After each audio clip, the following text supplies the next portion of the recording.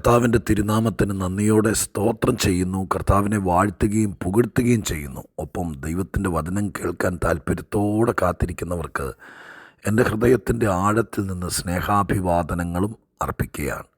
ഓരോ ദിവസവും ജീവനും ഭക്തിക്കും വേണ്ടതെല്ലാം നൽകിത്തരാമെന്ന് പറഞ്ഞ കർത്താവ് നമുക്ക് അനുദിന ജീവിതത്തിന് വേണ്ടതെല്ലാം നൽകിത്തന്ന് ആത്മീകത്തിനും ഭൗതികത്തിനും വേണ്ടതെല്ലാം തിരുവചനത്തിലൂടെ പറഞ്ഞു തന്നും തിരുവായി മൊഴിഞ്ഞ് ഉപദേശിച്ചും തൃക്കരം തുറന്ന് പകർന്നു തന്നും ഓരോ ദിവസങ്ങളിലും നമ്മളെ ശക്തന്മാരായി നടത്തുവാൻ ദൈവത്തിന് നമ്മളിൽ പ്രസാദം തോന്നിയിരിക്കിയാൽ ഒരു വട്ടം കൂടി ദൈവത്തിന് മഹത്വം കരയറ്റിക്കൊണ്ട് എല്ലാവരെയും ദൈവം അനുഗ്രഹിക്കട്ടെ എന്ന് പ്രാർത്ഥിച്ചുകൊണ്ട് ഇന്ന് ആത്മീക ചിന്തയ്ക്ക് ഉതകുന്ന ദൈവീക ദൂതിലേക്ക് നയിക്കപ്പെടാൻ വിശുദ്ധ തിരുവെഴുത്തിലേക്ക് ഞാൻ നിങ്ങളെ സാദരം ക്ഷണിക്കുന്നു.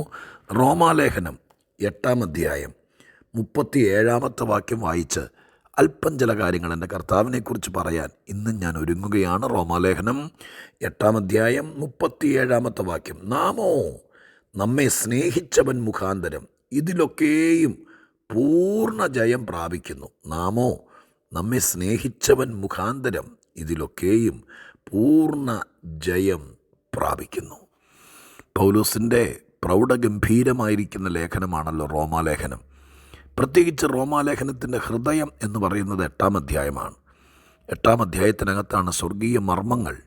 ഒരാളെ കർത്താവ് നീതീകരിച്ചാൽ, വിശുദ്ധീകരിച്ചാൽ, ചങ്കിലെ ചോര കൊണ്ട് വീണ്ടെടുത്താൽ, ആ മനുഷ്യൻ ദൈവത്തെ പിൻപറ്റി ദൈവം പറയുന്നതനുസരിച്ച് ദൈവത്തിൻ്റെ നടപടിക്രമങ്ങൾക്ക് വിധേയപ്പെട്ടാൽ ആ മനുഷ്യന് വരുന്ന മാറ്റം, ആ മനുഷ്യന് ലഭിക്കുന്ന ഏറ്റവും വലിയ സൗഭാഗ്യത, അതിനെക്കുറിച്ച് ഒറ്റ അധ്യായത്തിൽ ഇത്രയധികം എഴുതിയിരിക്കുന്നത് മറ്റൊരു ഭാഗത്തുണ്ടോയെന്ന് എനിക്കറിയില്ല. 8-ാം അധ്യായം റോമാലേഖനത്തിൻ്റെ അത്ര അതിശ്രേഷ്ഠമാണ്.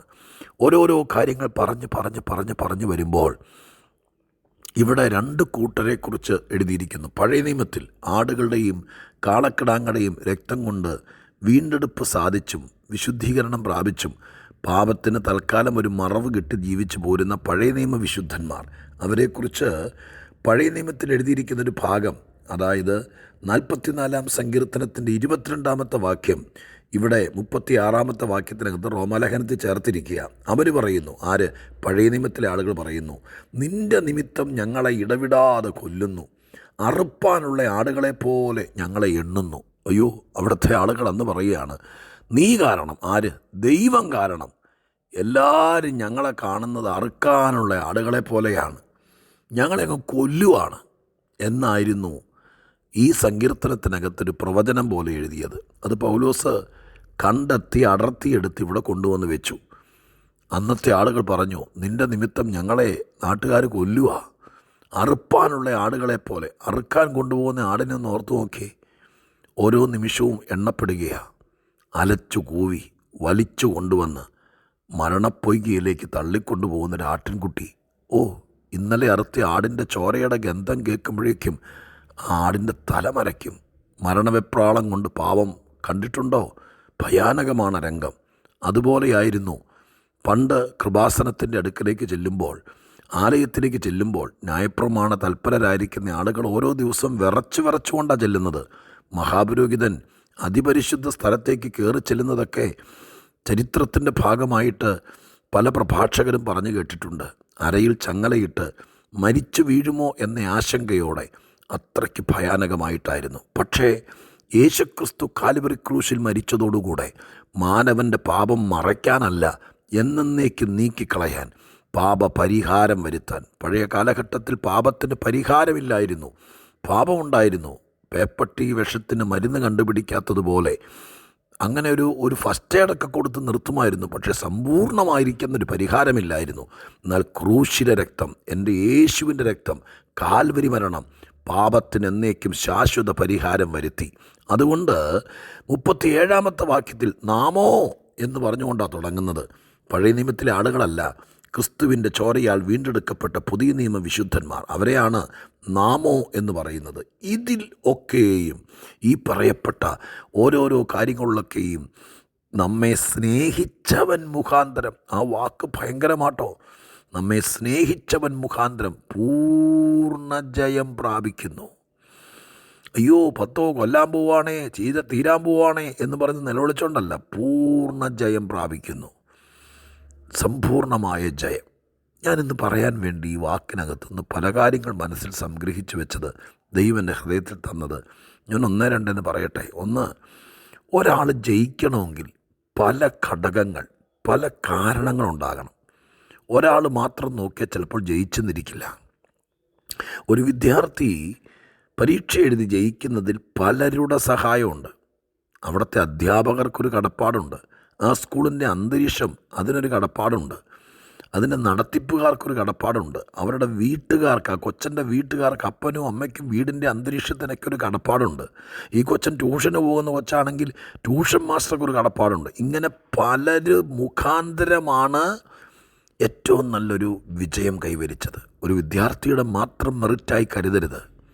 അവൻ അശ്രാന്ത പരിശ്രമം നടത്തിയത് സമ്മതിച്ചു. പക്ഷേ അധ്യാപകർ അവന് വേണ്ടി സമയം ചെലവഴിച്ചു, അന്തരീക്ഷം ഒരുക്കി കൊടുത്തു. ചിലപ്പോൾ അവൻ ചെയ്യേണ്ട കാര്യങ്ങൾ അമ്മ പറഞ്ഞു, മോൻ എഴുന്നേക്കണ്ട, മമ്മി ചെയ്തോളാം, അത് മോൻ ഇരുന്ന് പഠിക്കേ എന്ന് പറഞ്ഞപ്പോൾ അമ്മ അവനെ സമ്പൂർണ്ണ വിജയത്തിന് വേണ്ടി സഹായിച്ചു. അപ്പം പറഞ്ഞു, മോനെ ശാസനയുടെ രൂപത്തിലായിരിക്കാം, ചിലപ്പോൾ അത് ഇഷ്ടപ്പെട്ട് കാണില്ല. അപ്പം പറഞ്ഞു, ഞാൻ വരുമ്പോഴത്തേക്ക് ഇത് പഠിച്ച് തീർത്തേക്കണം, ഇവിടെ നിന്ന് ഇരുന്നോടത്തുനിന്ന് എഴുന്നേറ്റാൽ ഞാൻ പറഞ്ഞേക്കാം. ഇതൊക്കെ ഓരോ കർശനക്കാരൻ അപ്പം പറയുന്നതാ. കൊച്ചിന് തോന്നും അപ്പന് സ്നേഹമില്ലെന്ന്. ഇല്ല മോനെ, നിൻ്റെ വിജയത്തിന് ആ ശാസന ഒരു ഘടകമാണ്. അങ്ങനെ എന്തെല്ലാം കാര്യങ്ങൾ കൂടിച്ചേർന്നാണ് ഒരാൾ വിജയിക്കുന്നതെന്നറിയാമോ? പരീക്ഷ മാത്രമല്ല, ജീവിതത്തിൻ്റെ ഓരോ തുറകളിലും, കുടുംബജീവിതത്തിലാകട്ടെ, ബിസിനസ് രംഗങ്ങളിലാകട്ടെ, എവിടെയുമാകട്ടെ ഒരാൾ ജയിക്കുന്നത് ഒരൊറ്റയാൻ്റെ കഴിവല്ല. ഇവിടെ സഭ ജയിച്ച വിവരം, എങ്ങനെ പൂർണ്ണ ജയം പ്രാപിക്കുന്ന വിവരം എഴുതിയിരിക്കുക പൗലോസ്. എങ്ങനെയാണ്? ധന്യനായ പൗലോസ് അടക്കമുള്ള സഭയിലെ സകല ആളുകളും, യേശുക്രിസ്തുവിൻ്റെ ടീമിലെ മുഴുവൻ ആളുകളും, അവരുടെ പ്രാർത്ഥന, അവരുടെ വിശുദ്ധ ജീവിതം, അവരുടെ ഉപവാസം, അർദ്ധരാത്രിക്ക് ശേഷമുള്ള ഉണർന്ന പ്രാർത്ഥന, ഏതെങ്കിലും ദൈവദാസന്മാരുടെ കൂടിപ്പോയിരുന്ന പ്രാർത്ഥന, ഉപവാസങ്ങളിലും പ്രാർത്ഥനകളിലും പോയി പങ്കെടുക്കുക, ഇതൊക്കെ ഒരു ഘടകമാണ്. ശരിയായിരിക്കാം. പക്ഷെ അതിലൊക്കെ അപ്പുറം നാം ഇത്ര ജയിക്കാൻ കാരണം പൂർണ്ണമായി എന്ന് പറഞ്ഞാൽ ആ ജയത്തിൻ്റെ വെറും 4 വോട്ടിന് ജയിച്ചവരുണ്ട്, ചിലപ്പോൾ 4 ലക്ഷം വോട്ടിന് ജയിച്ചവരും കാണും. മനസ്സിലായോ? സ്തോത്രം. പരീക്ഷയ്ക്ക് മാർക്ക് കിട്ടുമ്പോൾ 50-ൽ നിന്ന് 40 മതിയായിരുന്നു ഞങ്ങളൊക്കെ പഠിക്കുമ്പോൾ. ഇപ്പോൾ അങ്ങനെയാണെന്ന് എനിക്ക് കൃത്യമായിട്ട് അറിയില്ല. 40 മാർക്ക് കിട്ടി ജയിച്ചവരുണ്ട്, 99 മാർക്ക് മേടിച്ച് ജയിച്ചവരുമുണ്ട്. രണ്ടും ജയമാണ്. എങ്ങനെയെങ്കിലും കഷ്ടിമുട്ടി ജീവിച്ചു എന്നല്ല, ഒരു സമ്പൂർണ്ണ ജയം. ഒരു ജീവിതം കിട്ടിയിട്ട്, ഒരു കുടുംബം കിട്ടിയിട്ട്, ഒരവസരം കിട്ടിയിട്ട് ഞാനും കടിച്ച് തൂങ്ങി കയറി എന്ന് പറയാനല്ല, പിന്നെ പരിപൂർണമായ പൂർണ്ണ ജയം. അതിന് ഏറ്റവും വലിയ മുഖാന്തരം കർത്താവായ യേശുവാണ്. യേശുക്രിസ്തു ഒരു മുഖാന്തരമാണെന്ന് എൻ്റെ ഒരു പ്രസംഗ വിഷയമാണ്. എന്തെല്ലാം കാര്യത്തിൽ ക്രിസ്തു മുഖാന്തരമാകും, നിങ്ങൾക്കും അന്വേഷിച്ചാൽ തപ്പിയെടുക്കാം കേട്ടോ. ഞാൻ പറഞ്ഞ പോലെ എല്ലാറ്റിനും ഒരു മുഖാന്തരം വേണം. ചിലരൊക്കെ മുഖാന്തരമാണ്, ചിലരൊക്കെ ചില സ്ഥാനത്തെത്തിയത്, ചില ഉയർച്ചയിലെത്തിയത്. അതിലൊരു മനുഷ്യനെ ഒരു സ്ഥാനത്തെത്തിക്കാൻ, ഒരു നിലവാരത്തിലെത്തിപ്പാൻ ഏറ്റവും മുഖാന്തരമാകുന്നത് ദൈവമാണ്, കർത്താവായ യേശുവാണ്. വേദപുസ്തകത്തിൽ ഒരുപാട് പേരോട് ചോദിച്ചാൽ പറയും, യോസേപ്പിനോട് ചോദിച്ചാൽ പറയും, വീട്ടുകാരും സ്വന്തക്കാരെല്ലാം മറന്നതാണ്, പിന്നെ താൻ എങ്ങനെ ഇവിടെ എത്തി? ദൈവം മുഖാന്തരം. ദാവീദിനോട് ചോദിച്ചാൽ പറയാം, അപ്പനും അമ്മയും കൂടി മറന്നതാ, ചേട്ടന്മാർക്ക് തീരെ ഇഷ്ടമല്ലായിരുന്നു, പിന്നെ താൻ എങ്ങനെ ഇവിടെ എത്തി? ദൈവം മുഖാന്തരം. രൂത്തിനോട് ചോദിച്ചാൽ പറയും, ഞാനിവരെയൊക്കെ എന്നും പറയുന്നതല്ലേ, എങ്ങനെ ഇവിടെ എത്തി? ഇനി വേറൊരു ഭാഗം എസ്തേറിനോട് ചോദിച്ചാൽ പറയും, മൊർദെഖായി ഒരു മുഖാന്തരമായി, ദൈവമാണ് ചെയ്തത്. പലരും മുഖാന്തരമാണ്, പലരും പലയിടത്തെത്തുന്നത്. അതിൽ അഗ്രഗണ്യൻ എൻ്റെ കർത്താവാണ്. കർത്താവ് ഒരുത്തനെ ഒരു കര പറ്റിക്കണമെന്ന് ആഗ്രഹിച്ചാൽ യേശു മുഖാന്തരം, ആ വാക്ക് ഭയങ്കരമാണ്.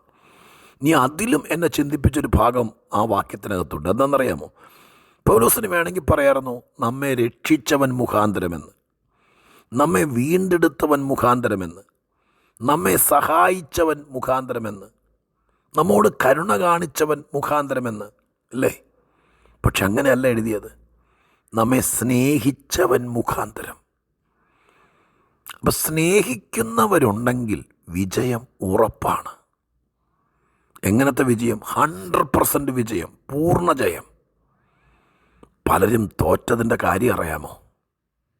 എൻ്റെ പൊന്നു സഹോദരി, ഞാനീ പറയുന്ന കേൾക്കാമോ? സാത്താനും കൂട്ടരും അടവ് നയങ്ങളുമായി പരാജയപ്പെടുത്താൻ കൊടി പിടിച്ച് നമ്മുടെ മുമ്പിൽ നിന്നേക്കാം. അവരൊരു സംഘവും സൈന്യമായി നിന്നാലും മറുഭാഗത്ത് നമ്മെ സ്നേഹിപ്പാൻ ഒരു ദൈവമുണ്ടെങ്കിൽ, നമ്മെ സ്നേഹിപ്പാൻ ഒരു സഭയുണ്ടെങ്കിൽ, നമ്മെ സ്നേഹിപ്പാൻ ചിലരുണ്ടെങ്കിൽ, മറുഭാഗത്ത് ആര് നിന്നാലും നിൻ്റെ ജയം ഉറപ്പാക്കാം. യേശുക്രിസ്തു ആളുകളെ ജയിപ്പിക്കുന്നത് കൈക്കൂലി കൊടുത്തും കള്ളപ്പണം കൊടുത്തും പുറകിലെ വാതിലിലൂടെ കോപ്പിയടിക്കാൻ തുണ്ടുകടലാസിനകത്ത് എഴുതി കൊടുത്തുമല്ല. പിന്നെ എങ്ങനെയെന്നറിയാമോ? ഞാൻ വേദപുസ്തകം പഠിച്ചോടം കൊണ്ട് ഗ്രഹിച്ചത് പറയാം. അവൻ സ്നേഹിച്ച് നമ്മളെ ജയിപ്പിക്കും. അപ്പനും അമ്മയും കൊച്ചിനെ സ്നേഹിക്കാൻ തുടങ്ങിയാൽ അവന് പഠിക്കാതിരിക്കാൻ പറ്റും. എപ്പോഴും അങ്ങ് ശാസനയും അങ്ങ് പിരാക്കും.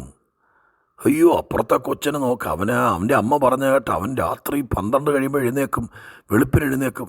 ഇവിടെ ഒരുത്തനുണ്ട്. ഇത് കേൾക്കുമ്പോഴേക്കും അവൻ തീരുമാനിക്കും ഈ കൊല്ലം പരീക്ഷ എഴുതുന്നില്ല, തള്ളയുടെ വിഷമം അങ്ങ് മാറട്ടെ. അങ്ങനെ കൊച്ചുങ്ങളെ കൊണ്ട് തീരുമാനിപ്പിച്ച പോയി കേട്ടോ.